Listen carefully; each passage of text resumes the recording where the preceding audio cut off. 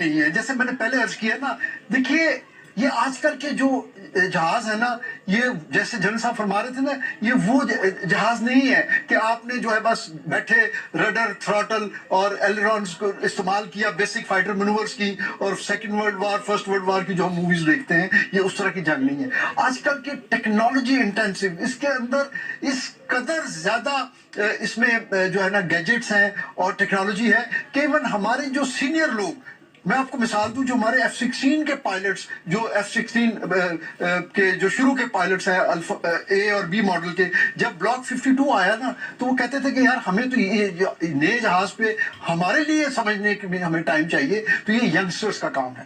اور اب تو بات اس سے زیادہ 4.5 گئی اور آگے انشاءاللہ ہم 5th جنریشن کی طرف جا رہے ہیں. تو یہ ٹیکنالوجی کو اسیمولیٹ کرنا، اس کو جو ہے نا، یہ ایک دن کی بات نہیں ہے. یہ ہمارے سینئرز کو اس کا کریڈٹ جاتا ہے کہ ہمیں ہمیشہ سے ٹیکنالوجی کا بھی ایج رہا اور اس کے ساتھ ساتھ تربیت کا بھی. جی آپ کچھ کہنا چاہتے میں یہ کہنا چاہتا ہوں کہ دیکھیں پاکستان کی آرم فورسز کو کیوں دنیا میں بہتر مانا جاتا ہے.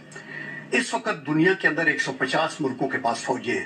ان میں پاکستان پہلے آج میں آتا ہے ویلر، پروفیشنلزم، بہادری، ڈیڈیکیشن، ول ٹو فائٹ اور جذبہ ایثار کے اندر. اس میں سیلر ہو، آپ کا ایئر مین ہو یا آپ کا سولجر ہو.